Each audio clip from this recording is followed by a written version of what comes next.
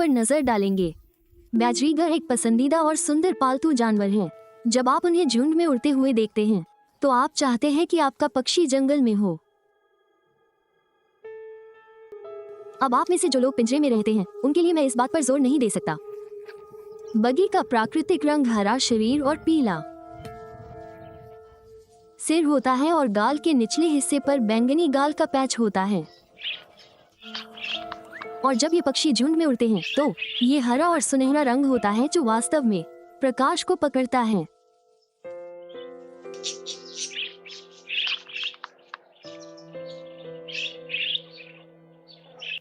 नंगे शाखाओं वाला एक पेड़ और अधिकांश शाखाएं विशेष रूप से ऊपर की ओर पक्षी बस जाते हैं। बैजरीगर्स पक्षी दूरी से अलग नहीं होते हैं, अक्सर नजदीकी शाखा पर उतरते हैं।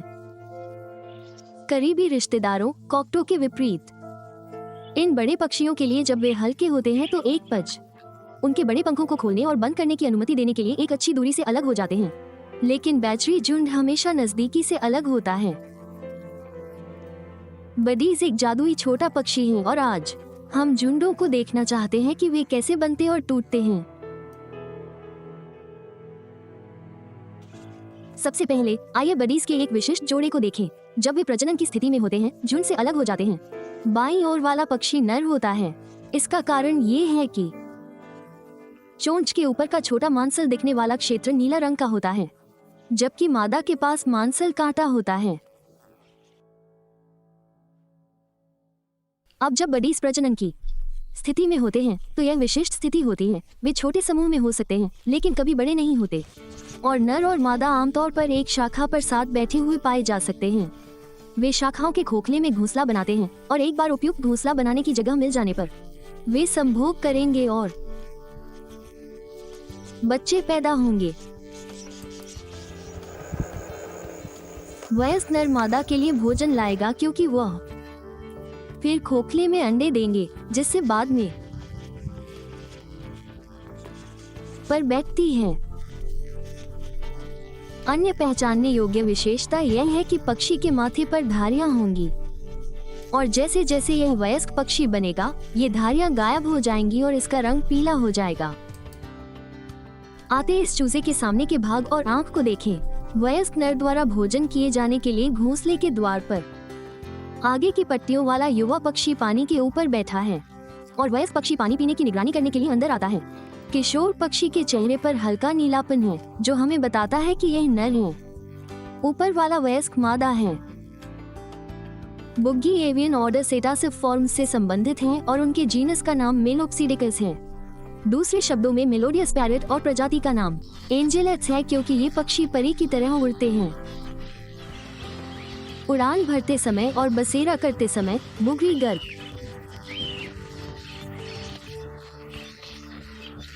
लेकिन प्रजनन के मौसम के दौरान वे अक्सर नाशपाती में होते हैं और इस प्रजनन मोड में मादा घोंसले में बैठी होती है, इसलिए केवल एक पक्षी चारा तलाशता है। इसलिए चारा तलाशने वाले पक्षियों की संख्या कम हो जाती है और सबसे स्पष्ट कारक जिसके कारण प्रजनन के मौसम में झुंड अलग हो जाते हैं वो है घोंसले के लिए जगह की उपलब्धता। इसलिए हजारों पक्षियों वाला विशाल झुंड प्रजनन के मौसम में बिखर जाता है। नाशपाती घोंसले के लिए जगह की तलाश में अलग हो जाती है।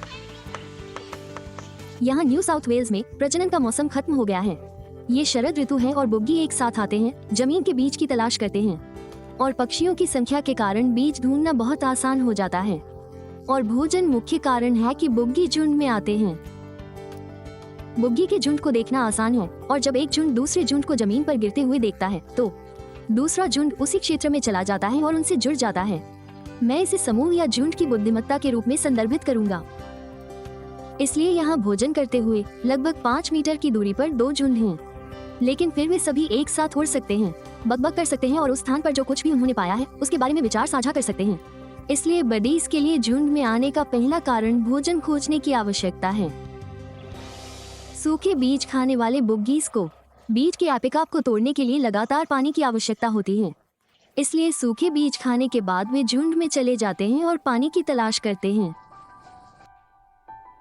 औसतन एक बुग्गी को पानी पीने में 2 सेकंड लगते हैं, लेकिन फिर शायद 50 पक्षियों के झुंड के साथ उन्हें उतरने में 2 सेकंड लगेंगे और जब तक आखिरी पक्षी उतरता है। झुंड का पहला पक्षी पानी पी चुका होता है और वो पहले ही उड़ चुका होता है,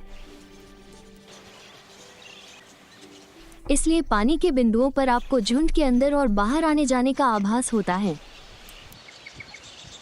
प्रजनन के मौसम के बाहर बडीज झुंड मोड में होते हैं और इस स्थिति में वे एक बहुत ही एकजुट समूह होते हैं। चाहे वे भोजन कर रहे हो, खा रहे हो या उड़ान भर रहे हो, यहाँ बुग्गीज का एक विशिष्ट समूह है।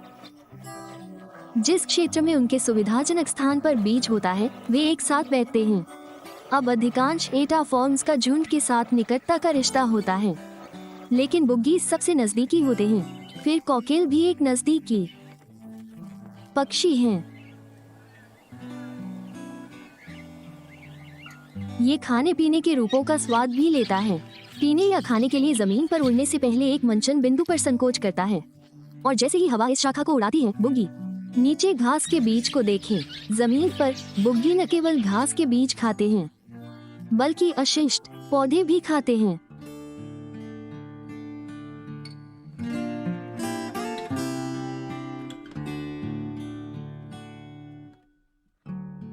एक और मंचन बिंदु बुग्गी के पच के साथ घास को नीचे देखते हुए वे इन मंचन बिंदुओं पर संकोच करते हैं, हमेशा शिकारियों के लिए बाहर देखते हैं।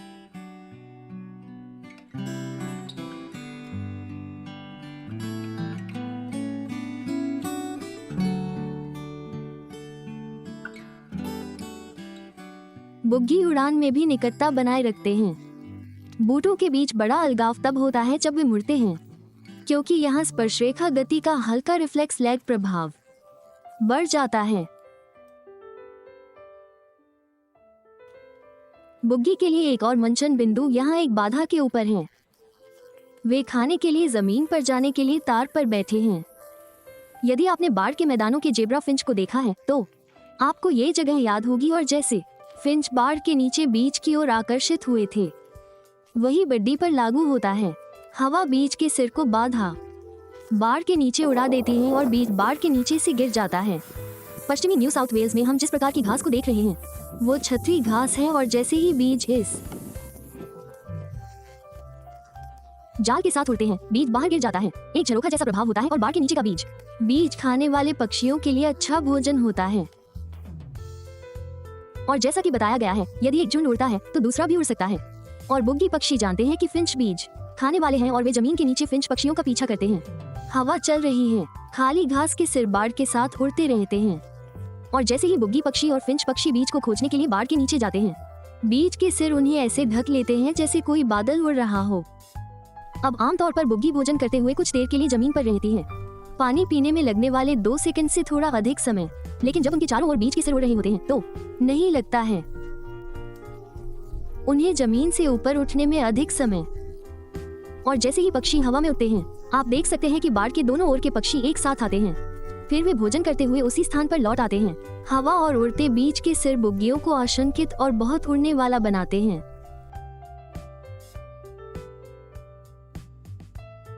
इस भारी हवा और उड़ते हुए सीड हेड्स के साथ बुग्गियां बहुत अधिक उड़ने वाली हो जाती हैं। अब ये पश्चिमी न्यू साउथ वेल्स में हैं, जहां झुंड बड़े हैं लेकिन उत्तर की ओर जितने बड़े नहीं हैं। लेकिन बस झुंड को देखें, उनमें से कुछ बस उड़ जाते हैं और अन्य विलीन हो जाते।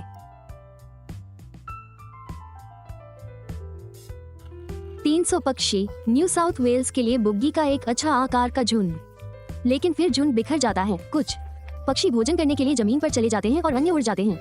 इसलिए झुंड में पक्षियों के अलग अलग गतिशील समूह होते हैं। इसलिए जैसे जैसे साथी झुंड के बीच समूह बनाते हैं, झुंड को भोजन और पानी के बारे में अधिक समूह बुद्धि प्राप्त होती है।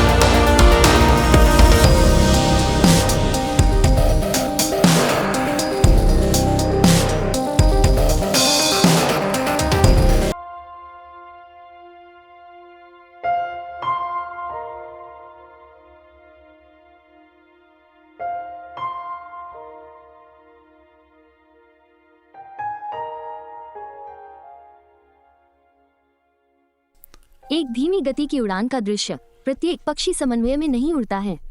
उनके पास झुंड की उड़ान संरचना के लिए एक व्यक्तिगत घटक होता है। उड़ान में पक्षियों की निकटता केवल तब बाधित होती है जब मोड़, बाहरी चाप पर पक्षियों को आगे की यात्रा करनी पड़ती है, जैसे कि विप्लैश प्रभाव। आइए बगी रिफ्लेक्स को देखें। पहला पक्षी आगे बढ़ता है। पहले से दूसरे पक्षी के बीच का अंतर 0.12 सेकंड है। फिर जब तीसरा पक्षी उड़ता है तो ये केवल कुछ ही पल बाद होता है। उड़ान में पक्षी झुंडों के गतिपथों का बड़े पैमाने पर अध्ययन किया गया है, विशेष रूप से रोम में स्टारलिंग और झुंड की आगे की गति और फिर व्यक्तिगत पक्षी के साथ संयुक्त सरल हार्मोनिक गति के इन जालतिक प्रभाव का उपयोग करके प्रत्येक पक्षी गति की समरूपता बनाए रखने की कोशिश करता है, जिसमें सामने वाला पक्षी बाईं और दाईं ओर होता है। योग एक झुंड का रास्ता होता है या स्टालिंग की बड़बड़ाहट के साथ जो उड़ान की अराजकता को संतुलित झुंड में बदल देती है, या प्रत्येक पक्षी के रूप में ये कण भौतिकी की तरह है, जहां हम गति के अपने पथ में एक कण की स्थिति निर्धारित कर सकते हैं। कि गति को परिभाषित करने की बात आती है तो कणों अभी भी झुंडों की उड़ान को मैप करने के लिए एक सटीक गणितीय सूत्र नहीं है। प्राग रेनल 1986 में बोइड्स BOIDS नामक कार्यक्रम के साथ आया। पक्षियों के झुंड का एक ऑन स्क्रीन और एक समूह के रूप में उड़ान मापदंडों को समायोजित किया जा सकता है, के लिए नहीं। अल्पविराम। व्यक्तिगत पक्षियों। पक्षी का अपना उड़ान पैटर्न होता है और बोरस या यहाँ तक कि देवत्व में कणों का उपयोग करके परिणाम एक अच्छा ऑन स्क्रीन प्रतिनिधित्व है, जिसे हमारा दिमाग कहेगा कि यह उड़ान में एक झुंड का अनुकरण करता है, लेकिन फिर भी वास्तविकता से बहुत दूर है। मेरा मानना है कि मनुष्यों के रूप में झुंड की उड़ान के लिए हमारा आकर्षण तेजी से फड़फड़ाते पंखों वाले छोटे पक्षियों के बारे में है, जो जब एक झुंड के रूप में संयुक्त होते हैं तो अराजकता से व्यवस्था ला सकते हैं। मैंने घूमते हुए स्टारलिंग की बड़बड़ाहट कभी नहीं देखी, लेकिन निश्चित रूप से मुझे विश्वास नहीं है कि स्क्रीन प्रतिनिधित्व सैकड़ों हजारों पक्षियों को इस तरह से अनुकरण कर सकता है जैसे कि मोजार्ट के किसी थीम पर नृत्य करने के लिए प्रेरित हो। लेकिन थीम उनके DNA में लिखी गई एक जन्मजात क्षमता है जिसे हम बड़बड़ाहट कहते हैं। पक्षियों के व्यवहार का अध्ययन करने वाले पक्षी विज्ञानियों ने हमेशा झुंड में पक्षियों की आवाजाही को आकर्षित किया है। हम जो जानते हैं वो ये है कि झुंड ज्यादातर भोजन, पानी, प्रवास, प्रजनन और आग के लिए होता है। समाजीकरण, शहरीकरण के बराबर मनुष्यों के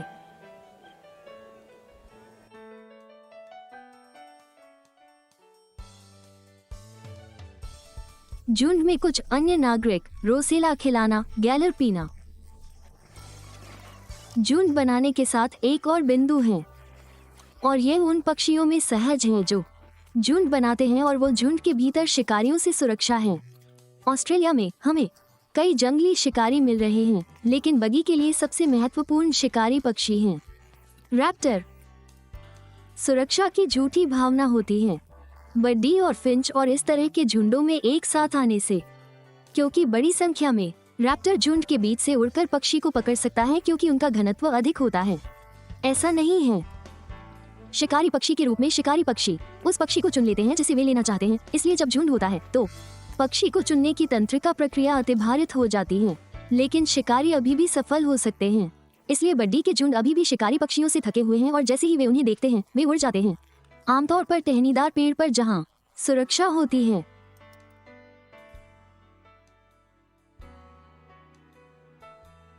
ऑस्ट्रेलिया के उत्तर में केरला के विशाल झुंड सूर्यास्त के समय उड़ान भरते हैं, इतने अधिक कि वे आकाश में बादल बनाते हैं। उनमें बुग्गी जैसी एकरूपता नहीं होती। उड़ते हुए बुग्गी गति में कविता की तरह होते हैं। उड़ते हुए लाल कॉकटू वे झुंड में होते हैं, कई झुंड। कुछ झुंड एक दूसरे को दिशा में क्रॉस करते हैं और यह एक शानदार दृश्य होता है, लेकिन उनके पंख धीमी गति से चलते हैं, बुग्गी के विपरीत जो गति से चलते हैं हमें मंत्रमुग्ध करते हैं। एक झुंड के रूप में कुशलता से उड़ते हैं। एक अन्य छोटा सी रूप कॉकटोल है जो देखने में आकर्षक झुंड बनाता है।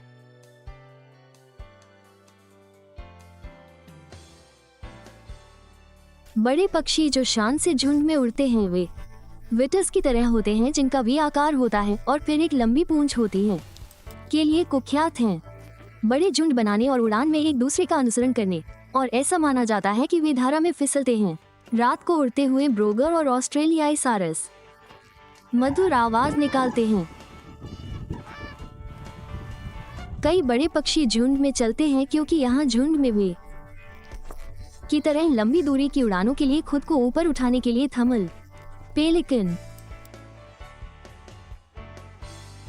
आर्कटिक वेटर इन पूर्वी कुर्लुस की तरह उड़ते हैं ट्रांस पैसिफिक मार्ग पर एक सीधी रेखा में।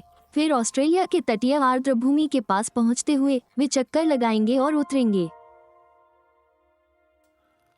झुंड भी बनाते हैं, लेकिन यहाँ यह अलग है। समुद्र के बीच में रेतीले की पर ये पक्षी अपने बच्चों को खिलाने के लिए लगातार उड़ते और बाहर आते रहते हैं। यहाँ झुंड प्रजनन के लिए है, लेकिन जैसा कि आप देख सकते हैं कि उड़ान झुंड की घटना व्यवस्थित नहीं है। यह उद्देश्यपूर्ण अराजकता है। चूजे की तलाश में उड़ान में मंडराते हैं और फिर उसे खिलाने के लिए नीचे आते हैं।